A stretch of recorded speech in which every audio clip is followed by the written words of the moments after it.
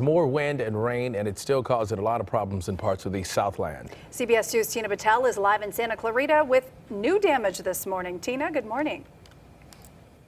Good morning. One of the things you're going to notice as you head out the door is that the wind certainly makes it feel colder in a lot of areas. But as you said, it's also causing problems.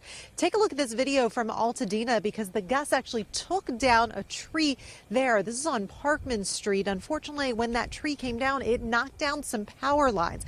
The fire department and Southern California Edison are now there starting to clean up and try to make repairs. There's about 2,000 people that are in the dark this morning. We had a chance to talk with one neighbor.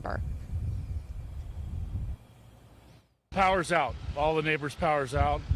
Looks like there's a tree down here, and the sheriff's department came and knocked on our door about 4:50 this morning, thankfully, and let us know the problem, and looks like it's all handled. Not the way you want to wake up on a Monday morning, though. The winds, unfortunately, are going to be with us through much of the day. So definitely bundle up as you're heading out the door. And as you head out on the roads, just be a little bit extra cautious. We certainly felt the gusts pulling us around when we were on the roads. A lot of drivers are probably going to face that this morning. We'll send it back to you, Suzanne. Yeah, always safe to